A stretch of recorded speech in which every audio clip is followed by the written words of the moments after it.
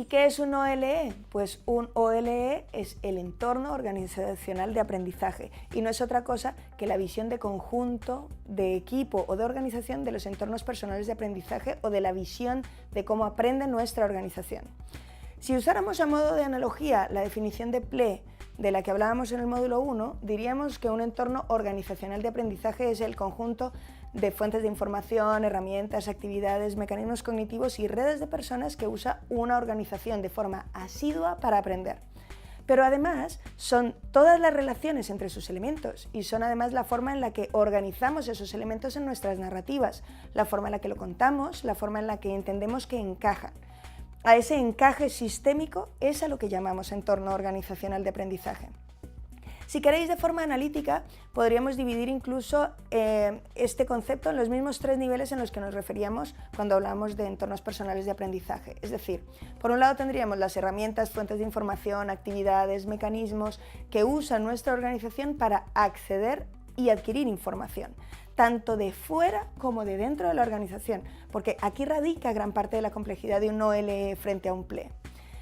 Además tenemos las herramientas, fuentes de información, actividades y mecanismos que usa nuestra organización para crear contenidos, me refiero a crear artefactos culturales que le permitan la reflexión sobre su acción. Y volvemos a decir, tanto fuera como de dentro. Y también tiene el tercer apartado sería las herramientas, fuentes de información, actividades y mecanismos que usa la organización para compartir con otras personas, otras redes y otras organizaciones, incluso los mecanismos y actividades que usa para relacionarse con nuestros propios PLE, con los PLE de sus integrantes, también forman parte del OLE.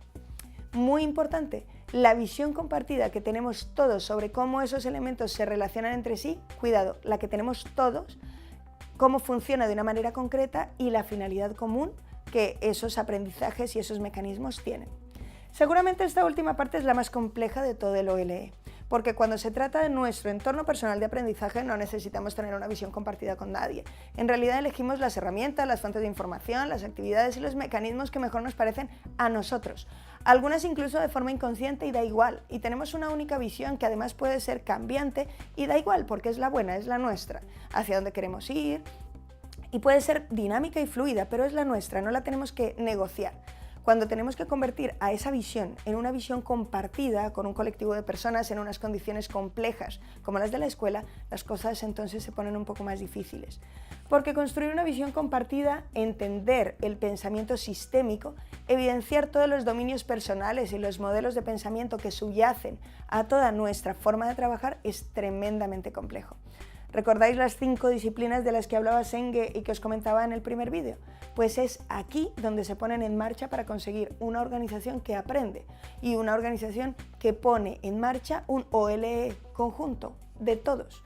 Porque al final un OLE no es la conjunción, ni la intersección, ni el conjunto de los PLE, de los integrantes de la organización. Es mucho más que todo eso. Es la expresión de esa visión compartida del modelo de aprendizaje organizacional que tenemos. ¿Recuerdas todos los elementos que os hemos pedido que analizarais en el módulo 2 con algunas preguntas sobre cómo es vuestro centro y cómo se suceden los procesos de creación de material, acceso a la información y comunicación dentro del centro? Esos son de alguna manera los elementos de OLE de vuestro centro, al menos de vuestro OLE actual, solo que los habéis estado viendo de forma separada, casi analítica. Ahora os voy a pedir que hagáis un esfuerzo partiendo del siguiente canvas sobre la creación de un OLE.